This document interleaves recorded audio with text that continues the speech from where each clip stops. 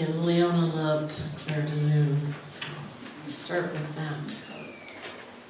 On behalf of Leona Eichenberry's family, I want to thank you for taking time today to celebrate her most amazing life. She lived her life by throwing herself into the passions that sustained her and into the communities that she found beloved. So we are here today to celebrate her life and her legacy. And each of us in this room brings our own memories with us. They are welcome here as we gather to thank God for creating this woman and creating her so good. Will you pray with me? O God of love and light, of joy and newness, of blessing and peace, be present with us in this time as we celebrate the life of Leona Eichenberry, a woman who lived her life in such a way that she left a trail of blessedness behind her. Comfort us in the places that we feel this loss most keenly. Celebrate with us the joy that she so readily bestowed on others. Embrace us as we strive to carry on the legacy she leaves us. This is our prayer, and we pray it in a spirit of love. Amen. You are going to hear from 4 different members of Leona's family. They will introduce themselves and tell you some of their memories about her.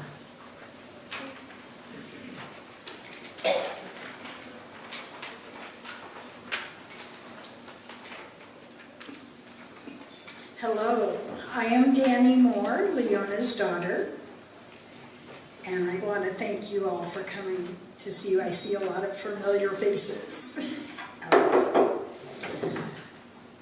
I don't think I was exactly the daughter that my mother expected.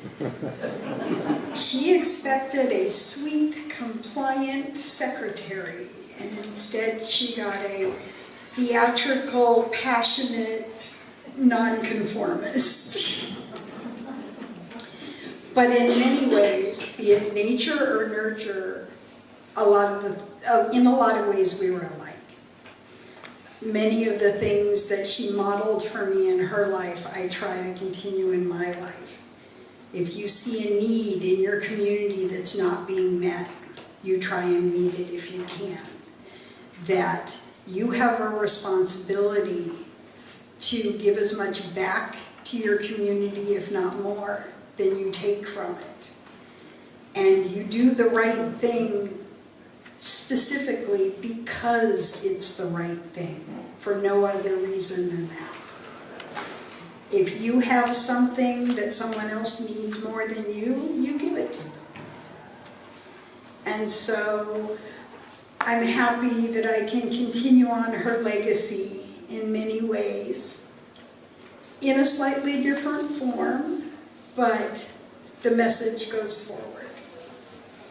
And I try and instill those same things in my daughter and my granddaughters, and my one now great-grandson.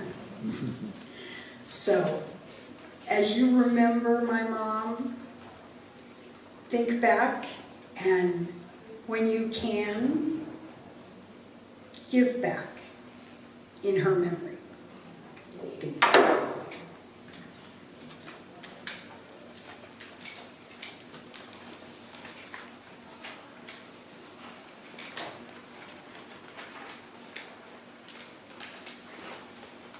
Hi, my name is Jessica. I'm Leona's granddaughter, and she brought us so much joy. That's the word that I always think of when I think of her. And I would like to invite everyone to take a moment to recall perhaps your most joyful memory or your sweetest memory. And just take a moment to sit with her spirit as we all honor her collectively. Last week, I was really struck out of the blue by a memory of going to Georgia, Betty Miller's beach house with Ernie and Leona, and this very specific moment of childhood joy of being in the sun at the beach and George and I just getting pummeled by the waves, and Ernie and Leona sitting back up watching us. And I invite you all to find that. So if you would just close your eyes for a moment and sit and think of her.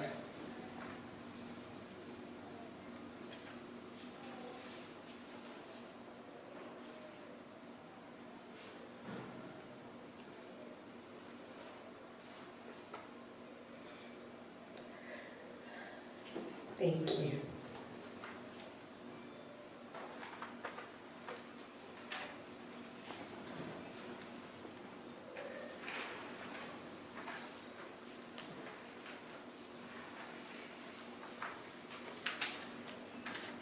I'm Kelly Eikenberry. I'm Leona's daughter-in-law. Trudy McKennell, Leona's niece, wanted to be here today, but she couldn't be. She sent these remembrances. Regrettably, I have very few moments shared with my Aunt Leona. Leona and Ernie and my two cousins were far away in exotic California, and I can count on one hand the number of visits I remember with them. The one thing that stands out to me about Leona was her giant smile, presented easily and often. But my mother, Leona's little sister, has a lifetime of memories with Leona. Excuse me. She shared just two from their childhood together. Leona was a wonderful big sister. Mary Jo, being just a year and a half younger than Leona, often wanted to be able to join her big sister in different activities and do what her big sister was allowed to do. Their mother would say, just wait until you're as old as Leona, then you can. Mary Jo didn't like that response because she realized she would never catch up to Leona's age. Another memory of Leona as sister was that Mary Jo got to go see the movie Gone with the Wind when it came out in 1939, but only with her big sister Leona as chaperone. This experience was especially memorable because it was a Sunday matinee. It was the only time they were ever allowed to go to a movie on a Sunday. This time they could because the movie was so long that it would have been too late to go to a weeknight showing.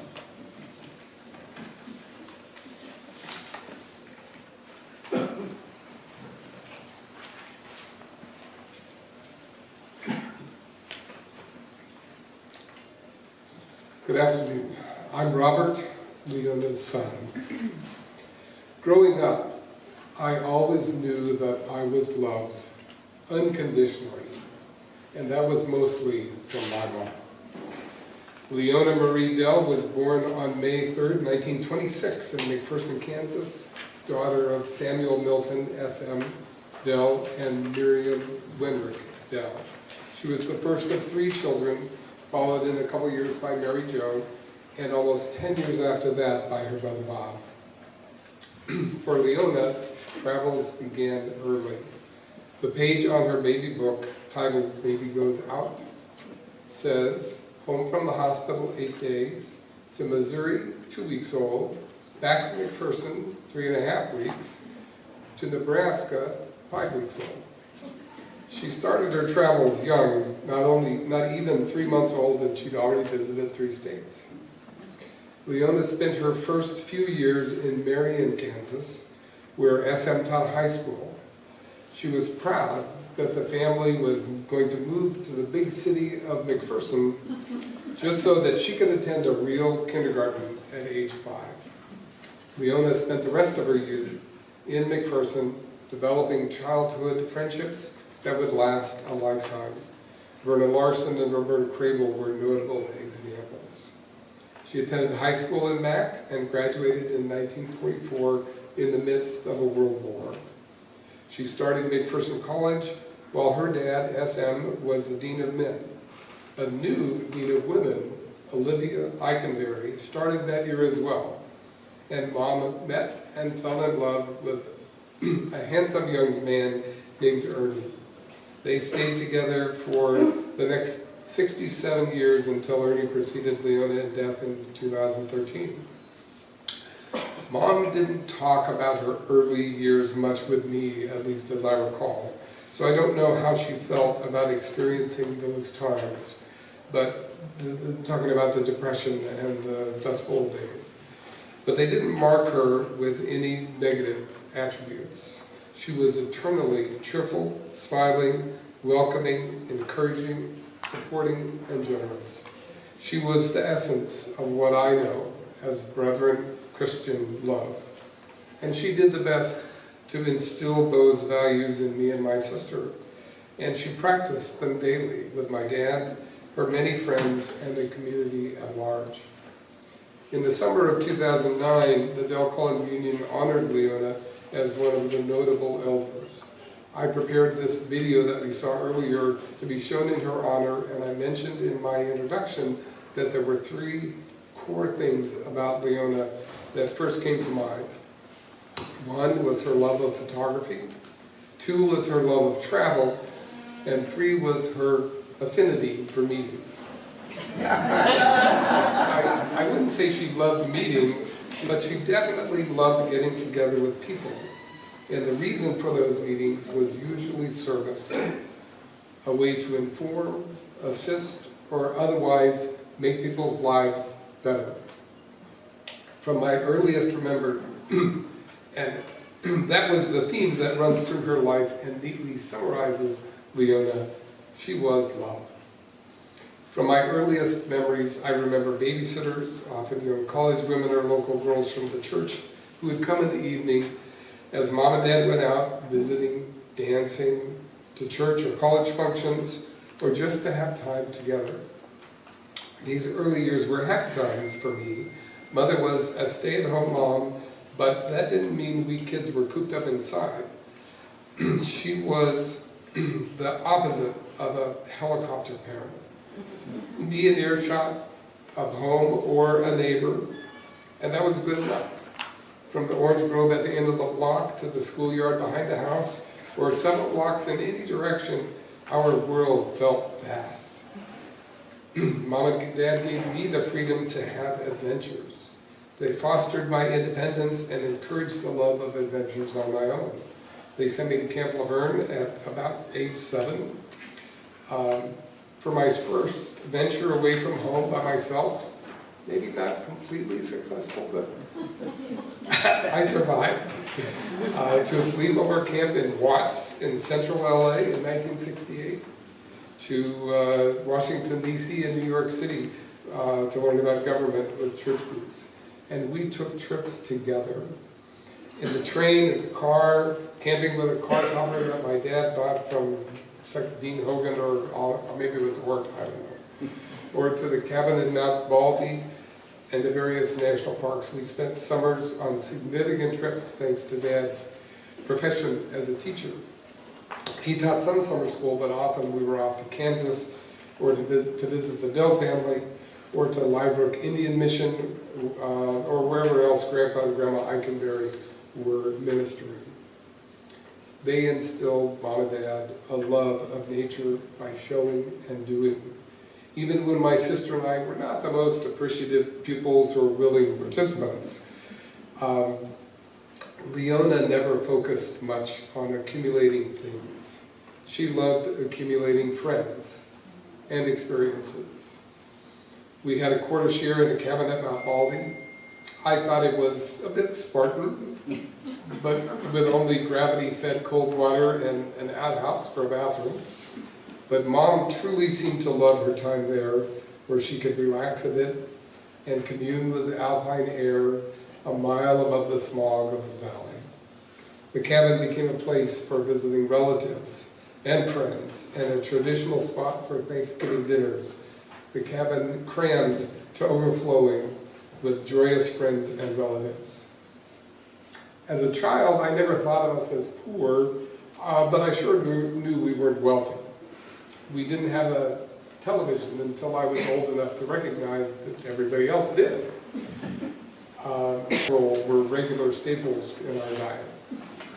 Leona was a dutiful cook and had several favorite dishes, but no one would ever accuse her of being a pretentious or gourmet cook. She had other more important things to do with her time. 1971 marked 25 years together for Mom and Dad. At 19, I was in college and soon to marry and move away. Danny was in high school, and the family was in transition. In 1975, SM and Miriam Dell marked 50 years together, and the entire family came to McPherson to celebrate. I remember that with Mom and Dad. By this time, Leona and Ernie could spend more time traveling, and the decades of the 70s and 80s were filled with travel and taking pictures and making memories. Both still actively working, they made time for trips including to Japan, and in 1983 realized the dream of Dad's.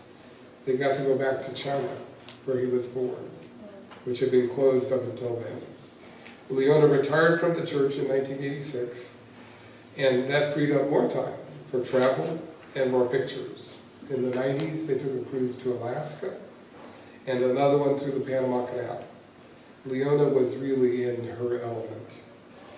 The things that Leona truly loved accumulating were photographs and memories and friends.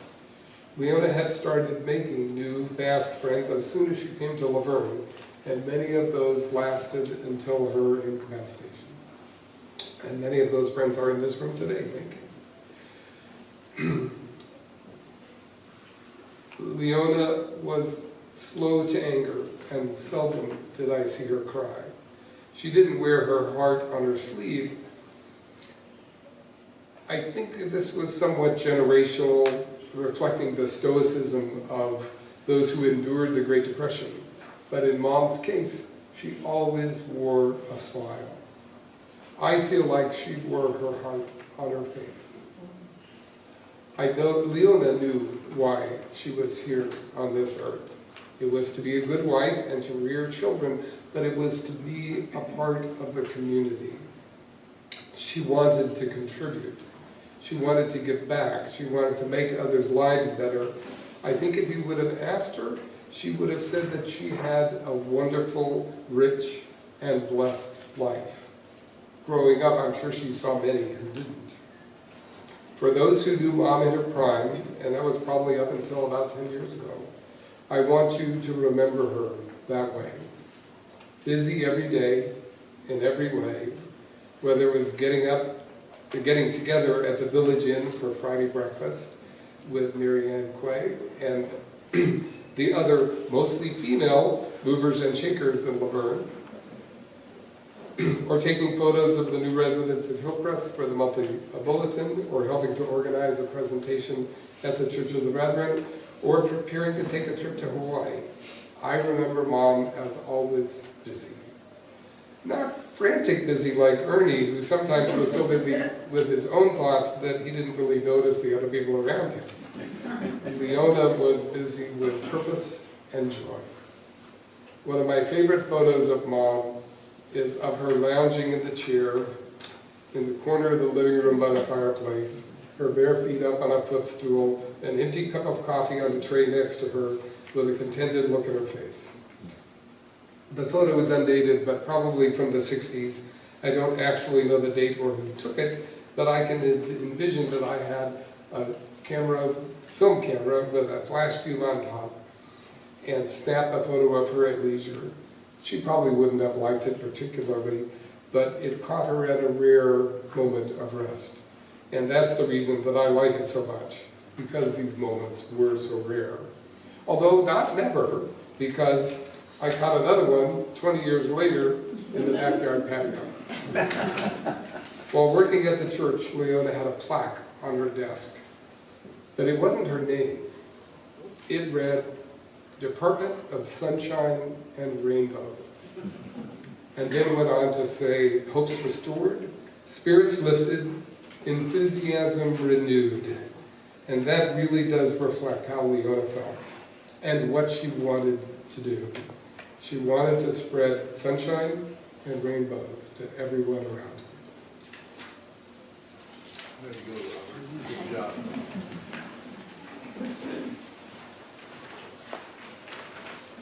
All of your sharing filled me with all kinds of memories of Leona, and I'm sure it did for the rest of you. I invite you now to gather those memories up and join me in prayer.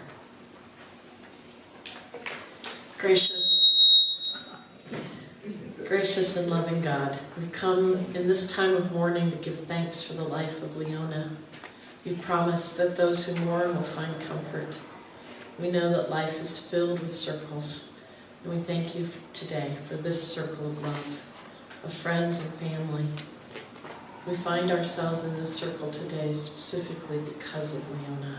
We are connected because of her, for she was part of us and we are part of her. And so we come together to weave our sorrows and our joys, to hold as one our thanksgiving and our mourning. We give you thanks for her life, a life lived in service, a life lived in joy and friendship, a life of love for husband, family, and church, a life of unfailing positivity and welcome, a life of doing good and bringing joy. We thank you for her persistent and joyful living that constitutes 93 years of life. And we thank you for your grace, O God, for your presence, for your deep and abiding love, especially in times of loss. And in this time we fall back into your arms and relax into this moment. Embrace us with your peace, we pray. Amen. I share with you from the Beatitudes, Matthew 5, 1 through 12. When Jesus saw the crowds, he went up the mountain, and after he sat down, his disciples came to him. Then he began to speak, and he taught them, saying, "Blessed are the poor in spirit, for theirs is the kingdom of heaven. Blessed are those who mourn, for they will be comforted. Blessed are the meek, for they will inherit the earth. Blessed are those who hunger and thirst for righteousness, for they will be filled. Blessed are the merciful, for they shall receive mercy. Blessed are the pure in heart, for they will see God. Blessed are the peacemakers, for they will be called children of God. Blessed are those who are persecuted for righteousness' sake, for theirs is the kingdom of heaven. Blessed are you when people revile you and persecute you and utter all kinds of evil against you falsely on my account. Rejoice and be glad, for your reward is great in heaven. For in the same way they persecuted the prophets who went before you." It is my great honor to be able to speak about Leona today. She is one of the giants of my personal life. Leona Dell was born in McPherson, Kansas in 1926. She went to McPherson College, where her father, as you heard, was the Dean of Men. She met Ernie Eikenberry, and they were married together. They had 2 children, Robert and Lindell, or Danny. Leona also had 2 grandchildren, 3 great-grandchildren, and even 1 great-great-grandchild. You've heard from her family who she was as a mother, a grandmother, and a wife. After Ernie and Leona were married, Ernie got a doctorate in chemistry and started out working for Continental Oil Company until he joined the faculty here in town, Laverne College, in 1957. Leona spent the next 63 years of her life in Laverne.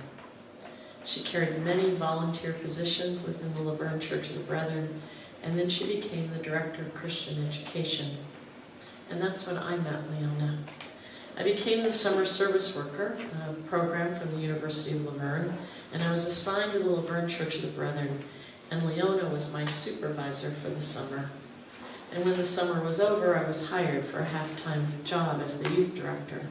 I spent many hours a week for the next 3 years of my life with Leona, and she was a model for me. Leona loved the church and was made for the work that she did. She was intelligent and thoughtful. She was gregarious and fun-loving. She often planned the staff social gatherings and insisted that they happen. She was creative and reflective. She did calligraphy and note cards. Many of you have some of those. I remember that whenever we had a staff meeting, Leona would bring some kind of centerpiece to the room. and make the area feel special and beautiful. Welcome was just embedded in her very soul. She could be up against a deadline, and if you walked into her office, you felt like you were the only thing she had going that whole day. She was a doer that could stop and be present. She was definitely an extrovert. She could walk up and talk to anyone, anywhere. And she seemed tireless to me. She gave countless hours to better the church, the city, and the world. Many programs that Leona had a hand in creating still exist in the Laverne Church of Brethren. Plus, for 20 years, she was the American Secretary for the World Friendship Center in Hiroshima, Japan. She was highly ethical, and she expected that same behavior out of others. Deep at her core was a need to do the right thing. And if all that wasn't enough, I think Leona had this ability to really see people. When Leona died, I had someone tell me of her experience of Leona. This person said that when she was a small child, both of her parents sang in the church choir.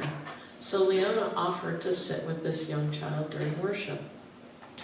This woman said to me, somehow Leona knew who I was, what kind of child I was, what interested me, and she came prepared with activities that suited me in order to keep me entertained for that hour-long worship. When I was with Leona, I felt seen and welcomed. But I think it goes even beyond that. Leona not only saw people, she had an ability to name their gifts. I think of it as Leona's superpower. She called out those gifts for the good of the person, the church, and the world. She networked people to each other. She loved to do things for others. She paid attention. She was that person that knew what was happening in the visitation program, the children's Sunday school classes, at the college, in the city, at Hillcrest. Someone else said to me that Leona was the glue that connected the church, the city, and the college. After 3 years of working under Leona, I headed off to seminary with Leona Eikenberry as my role model for what life should look like in the church. In 2002, I moved back to Laverne and I became Leona's pastor. Life is filled with circles. She had been in a women's breakfast group with my mother several years before. And the group was still going, and Leona and others invited me to join. Leona was living at Hillcrest at the time. She and Ernie had moved to Hillcrest in 1990, which means that she lived here for 30 years of her life. I was so delighted to see that the woman I'd worked under and admired for 40 years was still the same woman. Leona would show up to our breakfast with that smile, one that covered her entire face and made even her eyes twinkle. She always had her camera in her hand, just in case. She never went anywhere without it. She was Hillcrest official photographer, and she made those note cards from her photos and added her calligraphy skills and sold them at the Hillcrest thrift shop. Each month when our breakfast ended, Leona scurried off to some other commitment or activity. She was busy connecting, busy welcoming, busy making things run wherever she found herself. Leona lived 85 amazing years before dementia became her reality. And luckily for her, she didn't realize she was living her worst nightmare. But her core personality was so strong, her essence remained intact. When you visited her, she still wanted to be hospitable to you. She still seemed perpetually joyful. When I think of Leona Eikenberry, I think of what a blessing she was to all of us here in this room, to her family, her community, her church, her world. And I believe Leona would tell us that she was the one who was blessed. But that's the amazing truth about people who live their lives with that kind of generosity of spirit.